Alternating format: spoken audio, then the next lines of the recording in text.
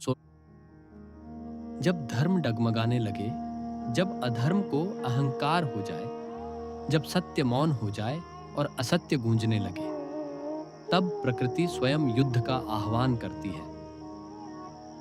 यही कथा है महाभारत की।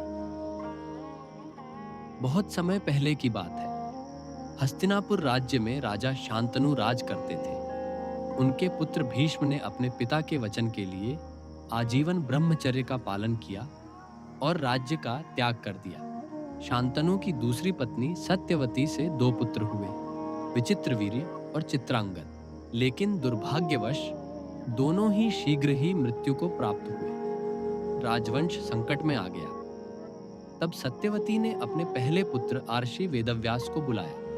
उनसे विचित्रवीर्य की पत्नियों अंबिका और अंबालिका के गर्भ से वंश को आगे बढ़ाने की प्रार्थना की। यहीं से जन्म हुआ धृतराष्ट्र, पांडु और विदुर का। धृतराष्ट्र अंधे थे, इसलिए राज्य पांडु को सौंपा गया। पांडु ने कुंती और माद्री से 5 पुत्रों को जन्म दिया: युधिष्ठिर, भीम, अर्जुन, नकुल और सहदेव, जिन्हें हम पांडव कहते हैं। उधर धृतराष्ट्र के 100 पुत्र हुए: दुर्योधन, दुःशासन और अन्य, जिन्हें कौरव कहा गया। धीरे धीरे द्वेष और ईर्ष्या ने जन्म लिया। दुर्योधन को पांडवों की वीरता और लोकप्रियता सहन नहीं हुई।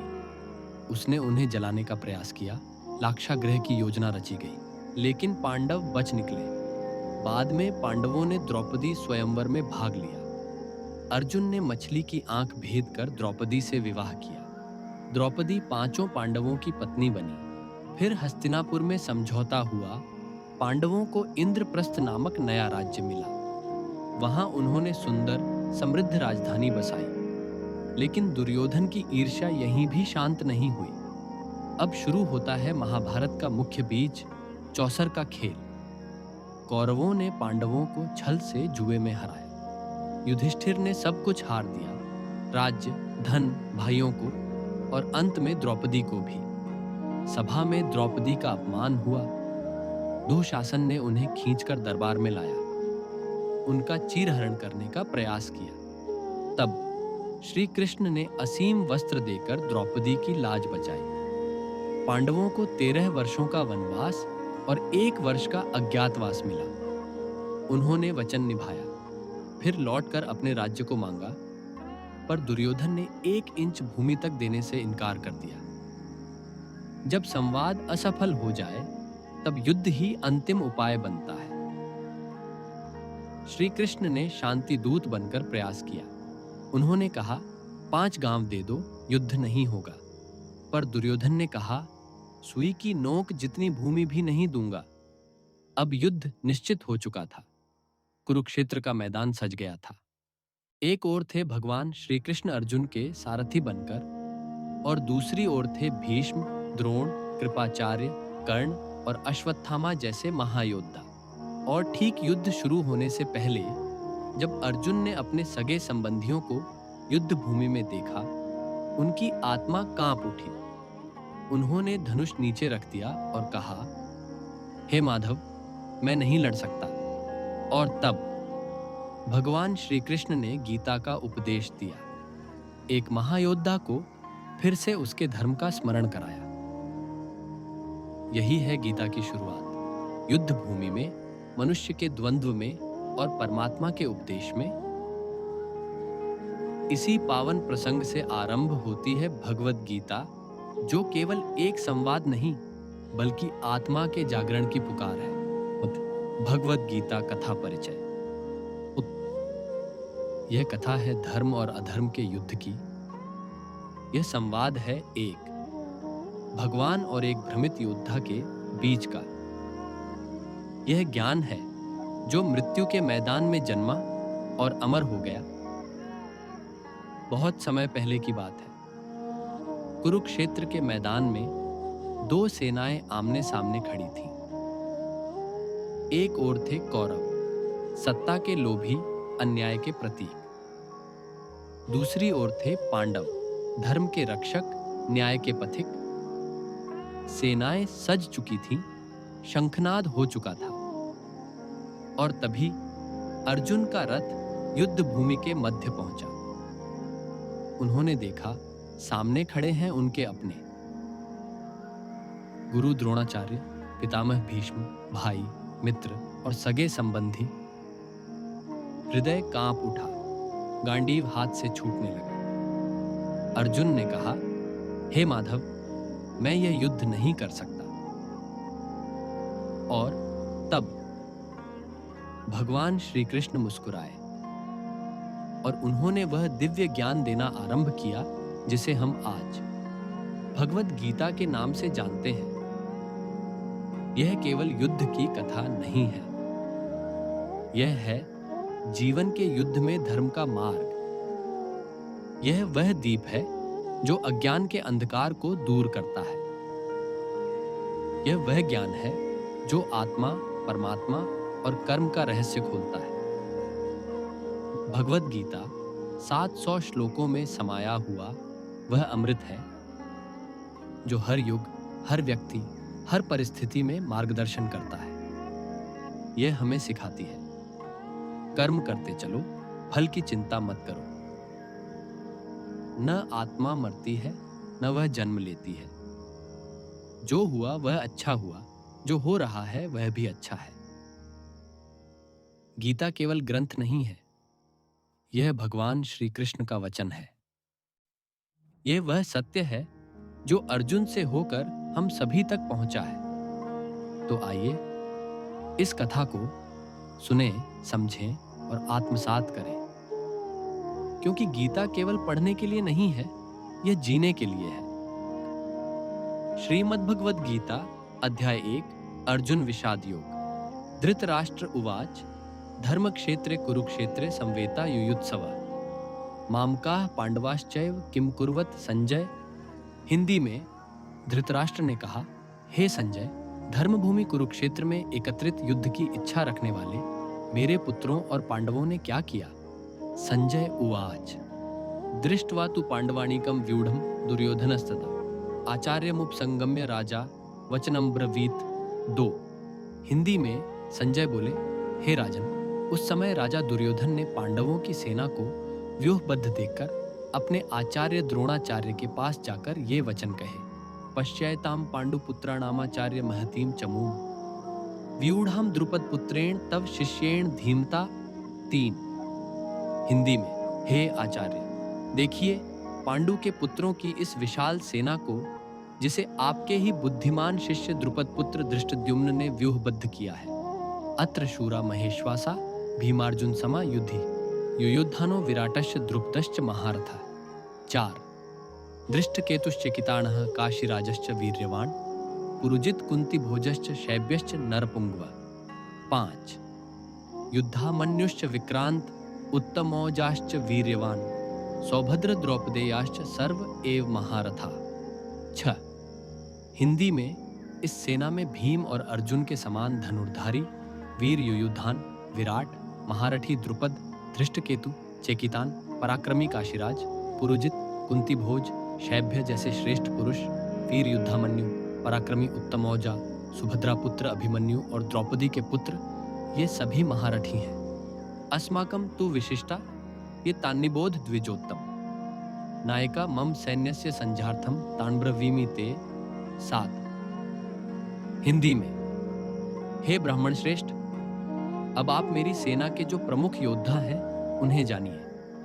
आपकी जानकारी के लिए मैं उनका वर्णन करता हूं। भवान भीष्मश्च कर्णश्च कृपश्च समितिंजय अश्वत्थामा विकर्णश्च सौमदत्तिस्तथैव च। 8। हिंदी में, आप स्वयं भीष्म, कर्ण, युद्ध में विजयी कृपाचार्य, अश्वत्थामा, विकर्ण और सोमदत्त का पुत्र, ये मेरी ओर से महान योद्धा है। अन्ये च बहवः शूरा मदर्थे त्यक्त जीविता नाना शस्त्र प्रहरणा सर्वे युद्ध विशारदा। 9। हिंदी में, और भी बहुत से शूरवीर मेरे लिए अपने प्राणों की परवाह न करते हुए युद्ध में तत्पर हैं, जो विविध शस्त्रों से सुसज्जित हैं और युद्ध में निपुण हैं। अपर्याप्तम तदस्माकं बलम भीष्माभिरक्षितम पर्याप्तम त्विदमे तेषां बलम भीमाभिरक्षितम। 6। हिंदी में, हमारी सेना जिसकी रक्षा भीष्म कर रहे हैं असमर्थ है और इनकी सेना जिसकी रक्षा भीम कर रहे हैं, समर्थ प्रतीत हो रही है। अयनेषु च सर्वेषु यथा भागम वस्थिता भीष्ममेवाभिरक्षन्तु भवन्तः सर्व एव हि। 11। हिंदी में, इसलिए आप सब अपने अपने मोर्चे पर खड़े रहकर सभी ओर से भीष्म पितामह की रक्षा करें। तस्य संजनयन् हर्षं कुरु वृद्धः पितामह सिंहनादम विनद्योच्चैः शंखम दद्मो प्रतापवान। 12। हिंदी में, कौरवों में सबसे वृद्ध और पराक्रमी पितामह भीष्म ने दुर्योधन को हर्षित करते हुए सिंह की गर्जना के समान ऊंचा शब्द करते हुए शंख बजाया। ततः शंखाश्च भैर्यश्च पणवान गोमुखा सहसैवाभ्यन्यन्त स शब्दस्तुमुलो भवत्। 13। हिंदी में, उसके बाद शंख, नगाड़े, ढोल, भेरी और गौमुख जैसे युद्ध वाद्य एक साथ बज उठे, जिससे बड़ा भयंकर शब्द हुआ। ततः श्वेतैर्ह ऐर्युक्ते महति स्यंदने स्थितो माधव पांडवश्चैव दिव्यो शंखो प्रदद्मतु। 14। हिंदी में, इसके बाद श्वेत अश्वों से युक्त उत्तम रथ में स्थित माधव और पांडव, कृष्ण और अर्जुन ने भी अपने दिव्य शंख बजाए। पांचजन्यम ऋषिकेशो देवदत्तम धनंजय पौंड्रम दद्मो महाशंखम भीमकर्मा वृकोदरः। 15। हिंदी में, ऋषिकेश श्री कृष्ण ने पांचजन्य नामक शंख और धनंजय अर्जुन ने देवदत्त नामक शंख बजाया। बलशाली भीमसेन ने पौंड्र नामक विशाल शंख बजाया। श्लोक 16। अनंत विजयम राजा कुंती पुत्रो युधिष्ठिर नकुल सहदेवश्च सुघोष मणिपुष्पको 16। हिंदी अनुवाद, कुंती पुत्र युधिष्ठिर ने अनंत विजय नामक शंख बजाया। नकुल और सहदेव ने सुघोष और मणिपुष्पक नामक शंख बजाए। श्लोक 17। काश्यश्च परमेश्वास शिखंडी च महार्थ धृष्टद्युम्नो विराटश्च सात्यकिश्चा पराजितः। 7। हिंदी अनुवाद, काशीराज, महान धनुर्धर शिखंडी, धृष्टद्युम्न, विराट और अपराजित सात्यकी ने भी शंख बजाए। श्लोक 18। द्रुपदो द्रौपदेयाश्च सर्वशः पृथिवीप्ते सौभद्रश्च महाबाहु शंखान दद्मुः पृथक पृथक। 18। हिंदी अनुवाद, हे पृथ्वीपति, राजा द्रुपद, द्रौपदी के पुत्र और महान वीर अभिमन्यु ने भी अपने अपने शंख बजाए। श्लोक 19। और सघोषो धार्तराष्ट्राणां हृदयानि व्यधारित नभश्च पृथ्वीं चैव तुमुलोऽभ्यनुनादयन्। 19। हिंदी अनुवाद, उस भयानक शब्द ने धृतराष्ट्र के पुत्रों के हृदय विदीर्ण कर दिए और आकाश तथा पृथ्वी में गूंज उठा। श्लोक 20। अतव्यवस्थितान् दृष्ट्वा धार्तराष्ट्रान् कपिध्वज प्रवृत्ते शस्त्र संपाते धनुरुद्यम्य पांडव द्वेष ऋषिकेशम तदा वाक्यमिदमाह महीपते। हिंदी अनुवाद, हे राजन, उस समय जब युद्ध आरंभ होने वाला था और धृतराष्ट्र के पुत्र व्यूह में खड़े थे, तो कपिध्वज अर्जुन ने अपना धनुष उठाकर श्री कृष्ण से यह वचन कहा। श्लोक 21 से 22। अर्जुन उवाच सेनयोरुभयोर्मध्ये रथम स्थापय मेच्युत यावदेतान् निरीक्षेऽहं योद्धुकामानवस्थितान् आज्ञाकेश बैठीस। हिंदी अनुवाद, अर्जुन ने कहा, हे अच्युत, कृपा करके मेरा रथ दोनों सेनाओं के बीच में स्थापित कीजिए, ताकि मैं यह देख सकूं कि युद्ध के लिए कौन कौन आया है। श्लोक 23। कैर्म्या सह योद्धव्यमस्मिन् रण समुद्यमे। 23। हिंदी अनुवाद, मैं यह जानना चाहता हूं कि युद्ध में मुझे किन किन के साथ युद्ध करना होगा। श्लोक 24 से 25। संजय उवाच एवमुक्तो हृषिकेशो गुडाकेशेन भारत सैन्योरुभयोर मध्ये स्थापयित्वा रथोत्तमम्। 24 भीष्म द्रोण प्रमुखतः सर्वेषां च महीक्षिताम् उवाच पार्थ पश्यैतान् समवेतान् कुरूनिति। 25 हिंदी अनुवाद। संजय ने कहा, हे भरतवंशी, गुड़ाकेश अर्जुन की बात सुनकर श्री कृष्ण ने दोनों सेनाओं के बीच भीष्म और द्रोण के सामने रथ को खड़ा कर दिया और कहा, हे पार्थ, इन कौरवों को देखो। श्लोक 26 तत्रा पश्यत स्थितान पार्थ पितृनत पितामहान आचार्य अन्मातुलान भ्रात आर अन पुत्रान पौत रांस खींस तथा। 26 हिंदी अनुवाद। अर्जुन ने वहां अपने पिताओं, पितामहों, आचार्यों, मामाओं, भाइयों, पुत्रों, पौत्रों और मित्रों को खड़ा देखा। श्लोक 27 श्वशुरांसु हृदयश्चैव सैन्योरुभयोरपि तान् समीक्ष्य स कौन्तेयः सर्वान् बन्धून् अवस्थितान्। 20 हिंदी अनुवाद। अर्जुन ने दोनों ओर सेनाओं में अपने श्वसुरों और मित्रों को भी देखा। श्लोक 28 से 29 तम समीक्ष्य स कौन्तेयः सर्वान् बन्धून् अवस्थितान् कृपया पर्याविष्टो विषीदन्निदं ब्रवीत्। 28 दृष्ट्वेमं स्वजनं कृष्ण युयुत्सुं समुपस्थितं सीदन्ति मम गात्राणि मुखं च परिशुष्यति। हिंदी अनुवाद। अपनों को युद्ध के लिए तत्पर देखकर अर्जुन करुणा से भर गया। वह बोला, हे कृष्ण, अपने कुटुंब को युद्ध के लिए खड़ा देखकर मेरे अंग शिथिल हो रहे हैं, मुख सूख रहा है। श्लोक 30 वेप्थुश्च शरीरे में रोमहर्षश्च जायते गांडीवं स्रंसते हस्तात्वक चैव परिदह्यते। 30 हिंदी अनुवाद। मेरा शरीर कांप रहा है, रोंगटे खड़े हो रहे हैं, गांडीव हाथ से गिर रहा है और त्वचा जल रही है।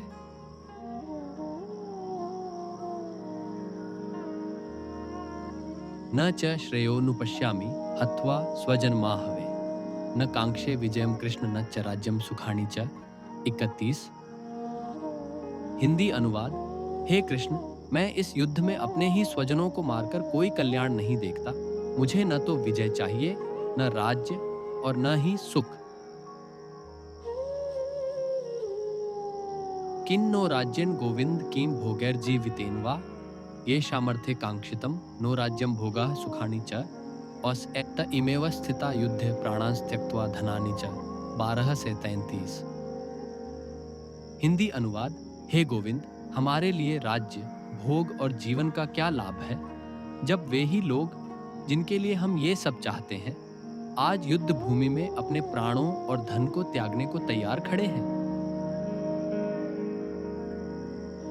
आचार्याः पितरः पुत्रास्तथैव च पितामहः मातुलः श्वशुराः पौत्राः श्यालाः संबंधिनस्तथा एतान्न हन्तुमिच्छामि घ्नतोऽपि मधुसूदन अपि त्रैलोक्य राज्यस्य हेतो किं नु मही कृते।